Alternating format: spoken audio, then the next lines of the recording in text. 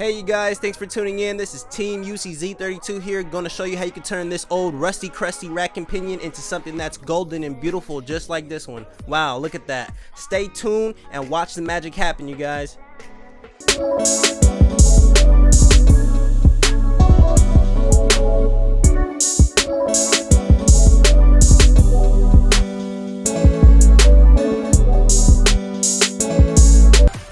Hey you guys, it's Team Z32 here. One of the main reasons why I went ahead and made this video is because I looked at forums and I went online to try to see if I could find something, and I found literally nothing. So I'm taking it upon myself to go ahead and giving you guys the utmost and most detailed version of changing out your rack and pinion oil seals and everything.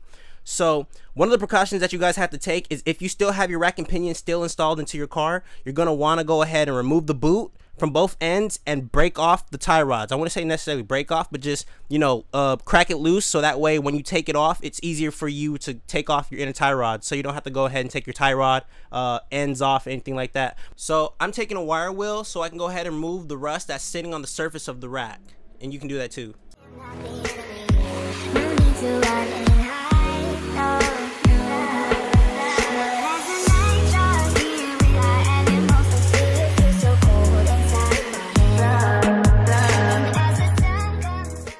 So what I'm doing now is I'm removing the lines off the rack and pinion so I can continue to use the wire wheel to clean the rest of the rack and pinion. So I took a 12mm wrench to crack that line loose, and then I'm going to be taking my 17mm socket to crack off the two bolts that are still attached to the pinion. So once I get that all loosened up, I should be ready to go and continue cleaning up. So the factory service manual says that you got to hit this with some automatic transmission fluid solvent. I didn't have that, so what I'm doing here now is I'm applying some paper in between some of the ports so I can clean it off, and none of the debris or paint will get inside the rack as I'm cleaning everything up and painting it over. So as you can see here, I have some paper that's inside some of those ports, and I'm just making sure that it's all clean. You don't have to do this if you're not painting it, but if you want to make sure that none of the debris get in there as you're taking things off, then go ahead and follow along. You can take off your solenoid right now if you'd like.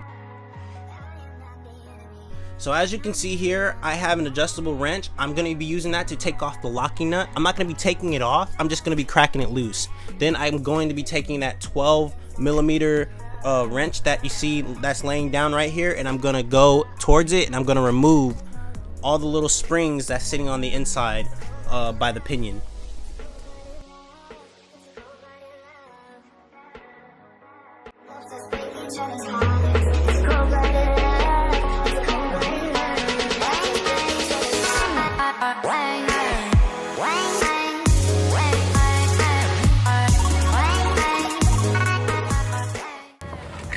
There we go. Ooh, it looks like I had to rebuild this. Look at this. It's like some kind of sludge, or maybe water got in here. Right, so we have, wow.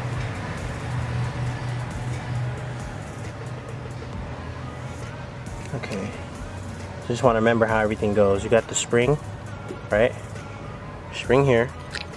Then under spring you have a washer. It looks like it is two washers. One, the thicker side is going to be in the bottom, and the thin one is going to be on top. Right? And then you have, like they said, and I watched the video, you got a nickel. That's a nickel that's in there. And then a black plastic, looks like a little basket. I don't want to damage it, but I'm gonna go ahead and try to take that out. And there I have it. It's out. So the components went like that. Little nickel inside, the thin and then thick washer goes on top of that. And the spring. I'm trying to figure out what is this, like? It's like sludge or something. I'm gonna investigate. We'll figure it out. Since I'm gonna need maybe a second hand because this is not in the car, I'm gonna need someone to help me take this off, so I'm gonna hold off on that for the meantime, but I will get you guys once I'm able to get this off. If you guys still do have this installed in your car, please try to take the boot off and then crack that loose if you have a wrench or something that can fit into those grooves here, and then crack them loose. Woo.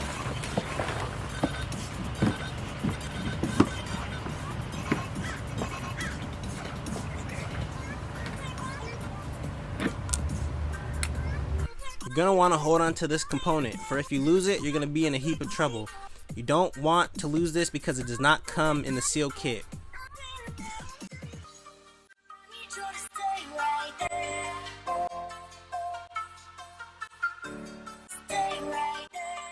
But for now, I went ahead and I lifted up the, I think it was a solenoid that has the sensors. Once I lifted the 3 bolts up with the, I don't know if it was an Allen key.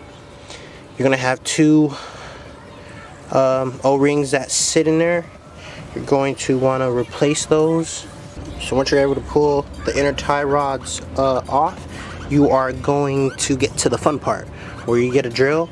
And this is said inside the factory service manual, that you are going to have to drill into this little groove here, this little stake, whatever you want to call it, this little indentation here. It's to lock the this nut washer or locking end to get the, you know, all the little seals that are inside. So you got to go ahead and drill this out, and then you'll be able to remove this piece here.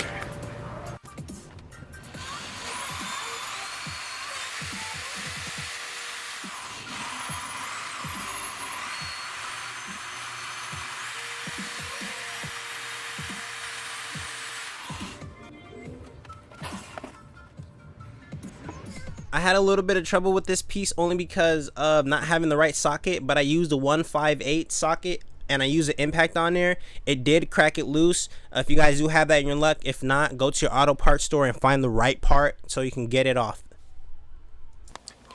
So this screw here that's holding down the whole components of both the seals, they're gonna be screwed in, right? Once we did the drilling and whatnot, you're able to get a socket and or a tool that is able to remove this, you're gonna take this off. And what is this? Once this is removed, before we do any removing of any of the seals, we want to make sure that the pinion side, like the gearing that's inside the pinions, come out. The solenoid is also removed. Make sure you keep all those components together. You don't want to lose them because we are going to be using those components when we put them back on the car, so or put them back on the rack, I'm sorry. So just keep all those pieces together. You don't want to toss anything out because you don't know what you're going to be changing out. This is going to be in here like this, right? And once you remove that screw and your pinion and everything is removed, the pinion gearing, the housing, all of that is removed. This is going to be sitting in there, right? And once you add a little bit of pressure to push it, push the, I don't even know what do we call this, the actual rack, not the housing, but the actual rack. Once you're able to push it down, it's going to leave a little bit of room in there, right? So what I did is, you can kind of still see it in there. There's some paper that I shoved inside. I took an extension, I stuck it in between. I didn't want to mess up the threads, that's why I used the paper. I left it in there like this, and before you even start hammering it, make sure that find a steady base on the floor, something that's soft, right? Because once you're hammering at it on the back side, it's going to shoot out. So if I go ahead and show this to you guys again, so what we're gonna do is we're gonna beat on this side, right? This is the driver's side of the rack with the teeth, right? Once it's in there, this piece right here, the center piece that's in between both sides of the passenger and driver's side O-ring or oil seal, this bottom end is gonna be pushing the seal outward.